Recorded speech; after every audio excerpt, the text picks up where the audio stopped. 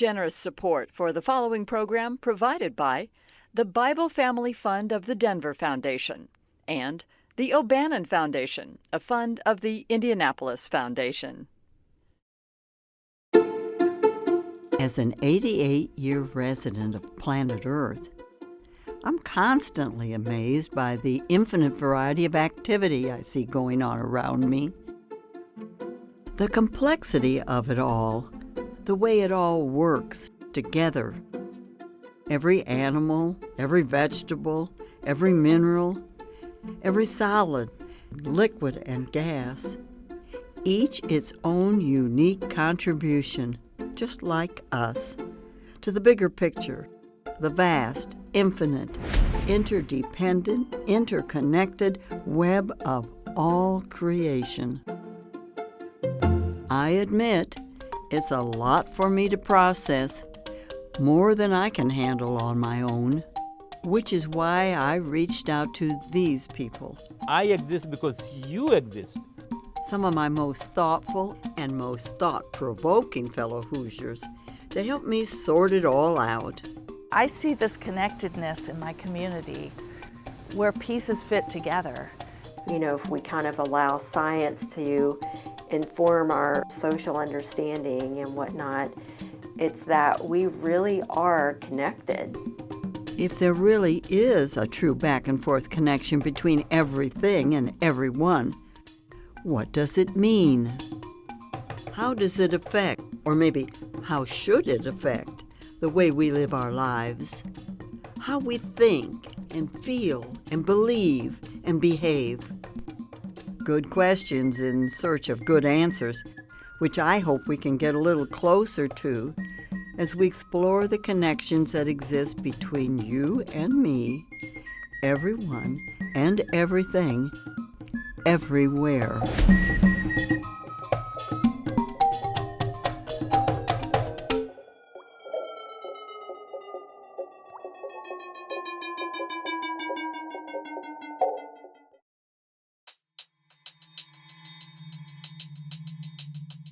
So I actually started wanting to be a park ranger when I was about 9. We begin today with Bob Sawtelle, lifelong naturalist and retired property manager at O'Bannon Wood State Park in Harrison County, Indiana. Ranger Bob, as he's affectionately known, has dedicated his life to deepening the understanding and appreciation between us, you and me, and the natural world around us. In order to feel connected, you need to sort of communicate, pass information. Recently, I've read about even like fungi has this big network that's communicating. Trees talk to each other. What do you know about that? Well, I'm still trying to learn all I can. And yeah, life communicates, whether it's lichen on a tree that needs to have that relationship with algae. One provides food for the other, and an ecosystem that they can coexist. Tree roots are intermixed, whole ecosystems. One of the biggest ecosystems in the United States are cottonwood trees. They're connected from all the way out west right through our major river systems. So those cottonwood trees in Dakota are connected to the cottonwood trees along the Missouri-Mississippi River. How are they connected? It's all the interaction of roots and life and ecosystems. Nature's very complicated. We'll probably never fully understand all the interconnectedness. But that doesn't stop this man from trying. Meet Larry Clemens, State Director of the Indiana chapter of the Nature Conservancy. We look out this window here and we see the plants and the flowers and the trees, and we might see an occasional bird or butterfly, but that's the ecosystem that we're seeing. What we're not seeing is what's going on below the surface of the ground with all the insects, the fungi, the bacteria and things that are in the soil. That's a whole nother world and ecosystem that we have there. And so it's sometimes hard to even fathom the complexity of nature we see what we see, and that's fine. That's what I think gives us the satisfaction and sort of that spiritual connection. It's a far more complex system that's occurring there beyond what we're just seeing with our eyes. The farmers and how they handle their cropping systems here in Indiana have impacts downstream into the Mississippi, the Gulf of Mexico, because the nutrients that we apply here often run off and end up in the Gulf of Mexico, creating a dead zone there that impacts the shrimp farmers and the shrimp fishermen in the Gulf of Mexico. So it's really a connected world. Now, hellbenders are one of the things you've been very active in the project, saving the hellbenders. They're a gishy-looking little lizardy thing down in Blue River, and they don't exist very many places. Tell me why we care if the hellbender exists. They absorb the oxygen and nutrients and everything through their skin. They still feed on crayfish and minnows, but their skin is so absorbent of their world around them, they are that canary in the mine. If the hellbenders are doing well, then the river's doing well. If the hellbenders aren't doing well, then the whole community is not doing well. Meanwhile, up north 2 hours from Blue River, where the hellbenders are, Larry Clemens was kind enough to give us a tour of the Nature Conservancy's Indiana headquarters. Blocks from downtown is the Ephraimson Conservation Center, and I'm standing here on our green roof. This building is unique in the fact that about 12 years ago, our lease was expiring on a small office building that we were in, and we realized that we needed as an organization to make a bit of a statement about sustainability and this notion of people and nature thriving together. Let's face it, Nature Conservancy needed to talk the talk and walk the walk, and they did. This man ought to know. Drew White is a partner with Studio Axis, the Indianapolis architectural firm that designed this bricks and mortar representation of what the Conservancy's all about, the preservation and protection of our natural world. It felt like for me what was important about it was to study all of the components, but to deliver a project that meets the budget of any other corporate headquarters. Those were the other challenges. So for instance, the entire roof is all green roof. This roof stays green year-round. It absorbs oxygen, it absorbs heat, and it filters the water that lands on our roof that will ultimately go through pipes down into our basement and fill a water tank. It's a 2,500-gallon tank where we have a reservoir essentially there of the water that lands on our roof, traveled through those pipes, and then is held down here, that we can then use that water to flush toilets. We use it for sprinklering, and that water is stored in the lower level. We have 300 feet geothermal wells that sit under the site that provide the source of heating and cooling for the building. We have daylight control systems. The building, its orientation is very important. It's a thin building, so natural light can come in from the north and the south. That helps us with our energy consumption because many times the lights aren't even on. These are our gardens here at the Ephraimson Conservation Center. These are all native plants, native trees that we have in our gardens. And it's just spectacular and a beautiful place here. You see the various flowers that are here. There are bees pollinating the flowers right now. The habitat that we have created in downtown Indianapolis attracts rabbits. We have raptors or hawks that come in here. It's turned into a wonderful habitat. People purposely come over here to walk through these gardens just to experience a little bit of nature in downtown Indianapolis. And so we, again, wanted to demonstrate that people and nature thriving together. And this is a fantastic and sustainable building here. I think too often we have been taught that people and nature are separate, that we have our homes, nature has its home, when in fact, we share a home together.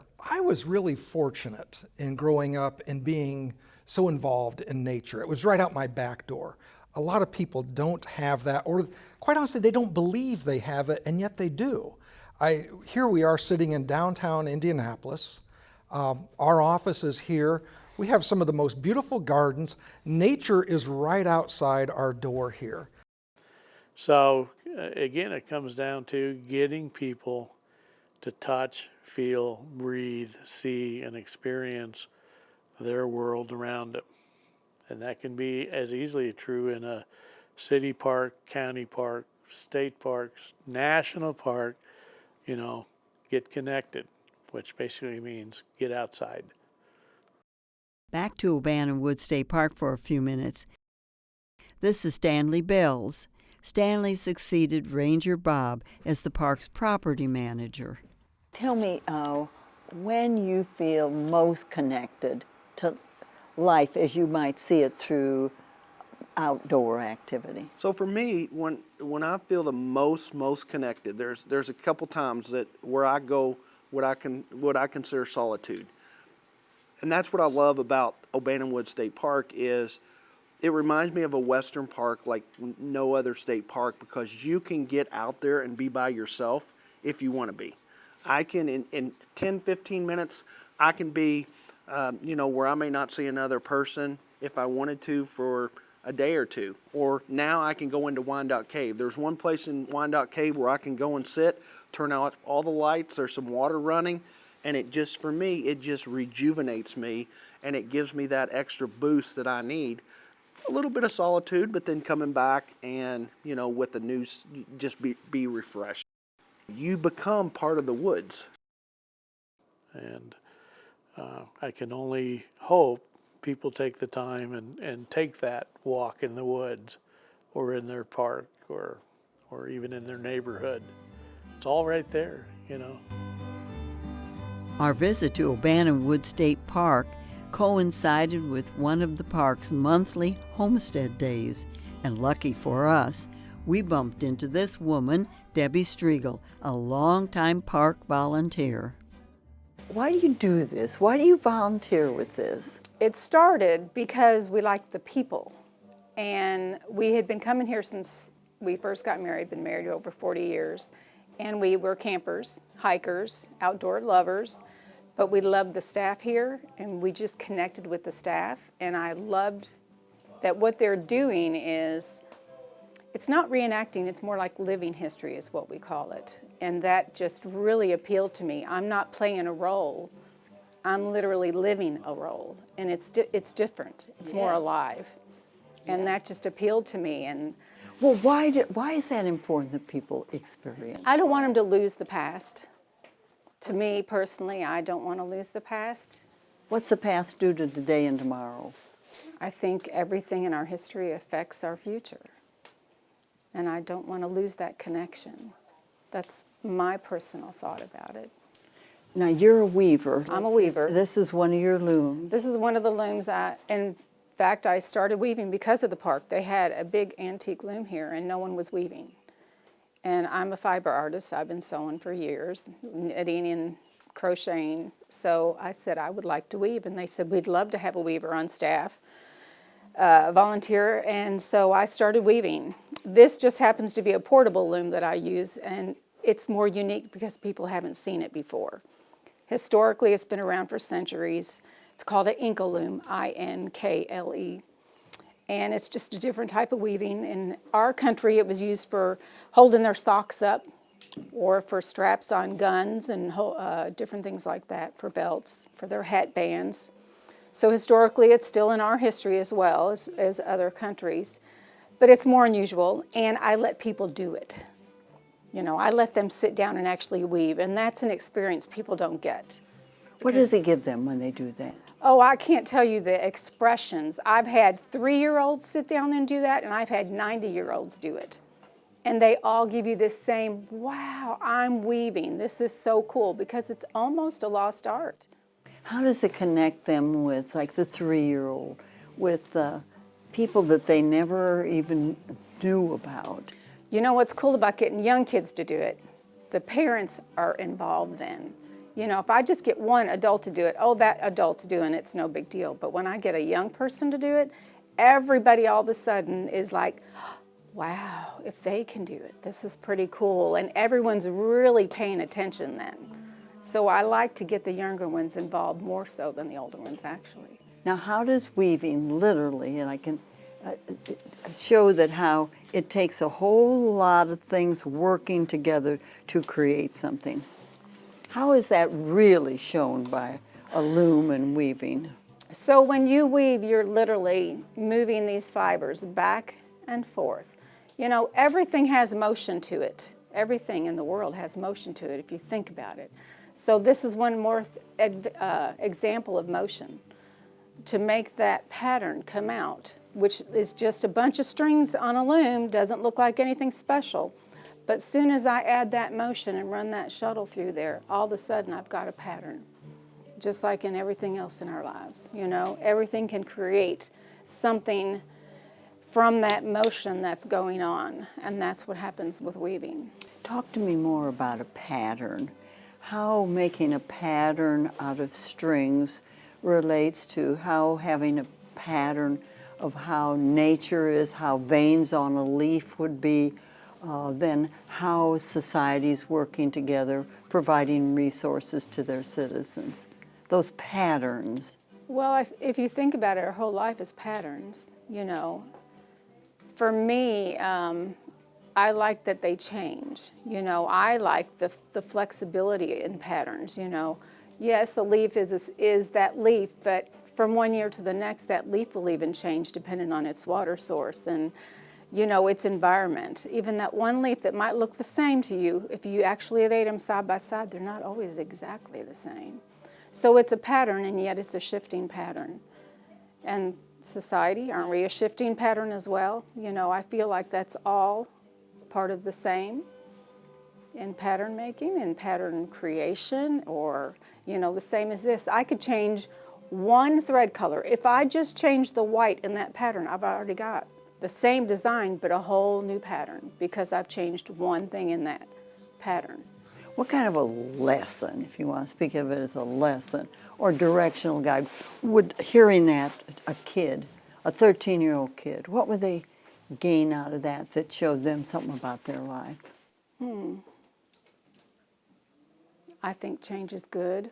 Change is productive.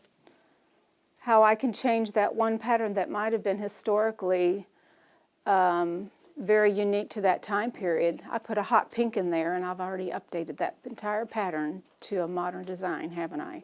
And now it appeals to that child that's born in this century, in this period in time. What is there about working with your hands, that feeling it as opposed to pushing a button? And Exactly. What does that do to you? For me personally, hands-on anytime is always going to be better.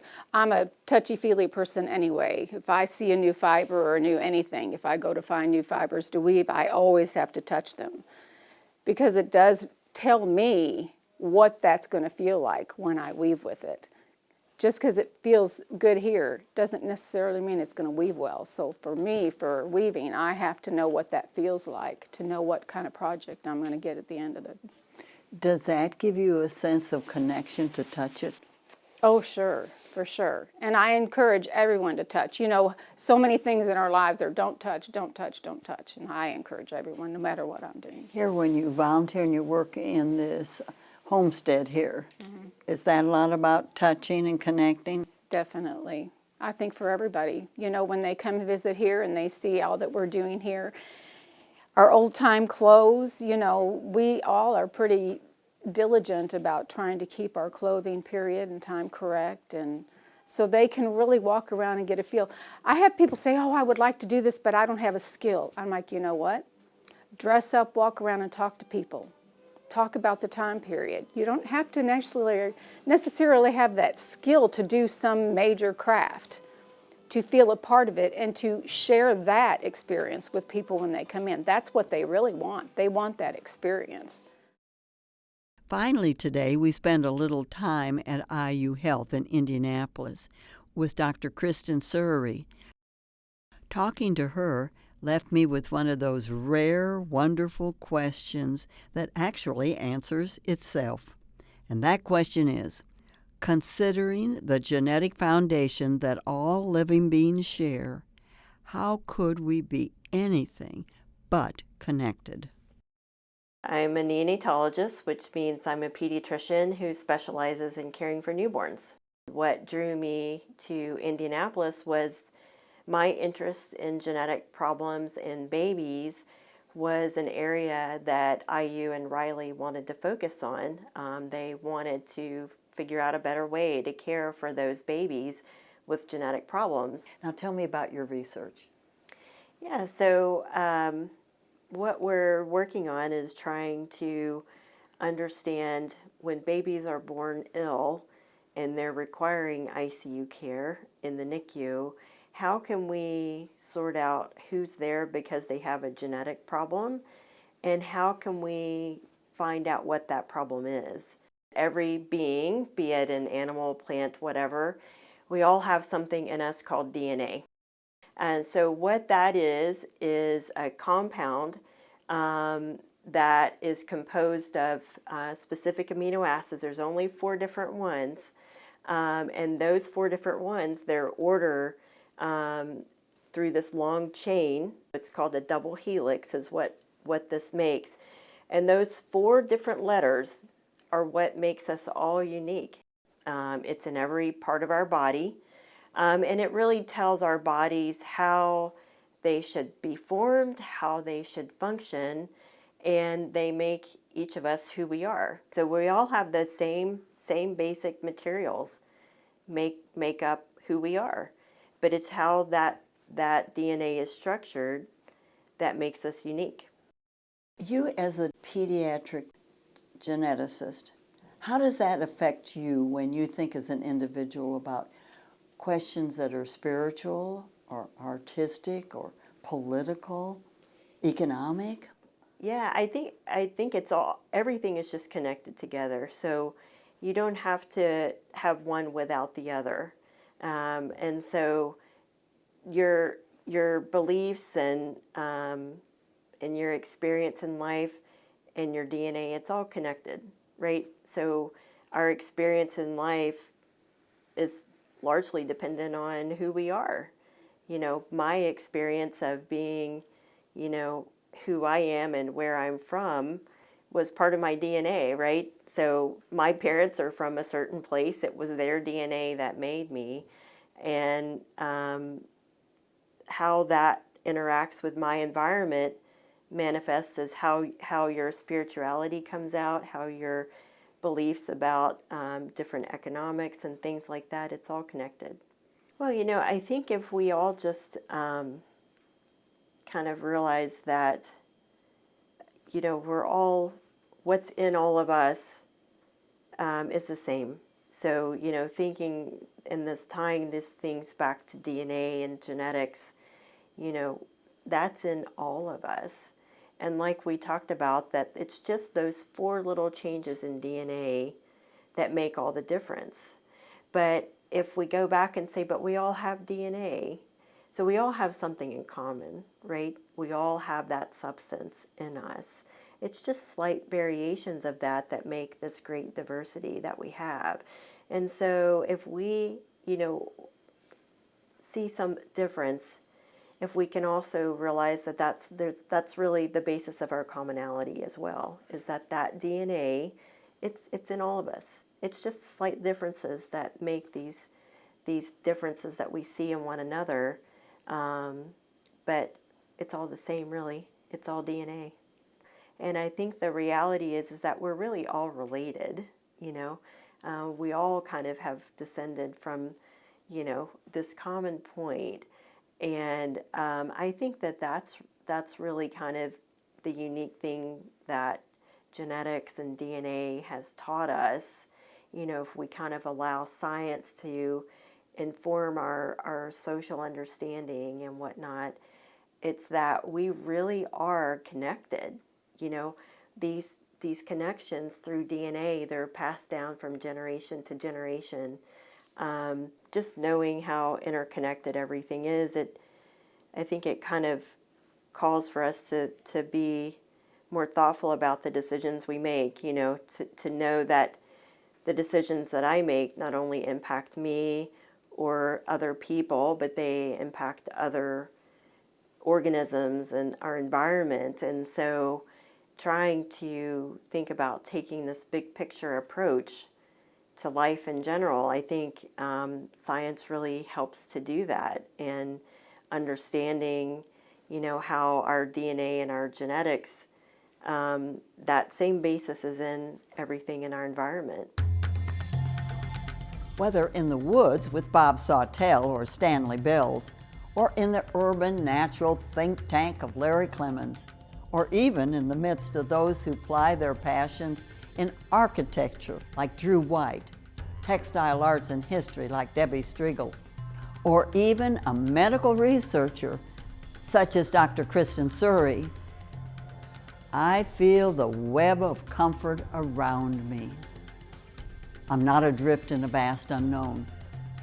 Look about you. Where are your security blankets and your inspiration in all this we call life? I'm Judy O'Bannon. Thanks for watching.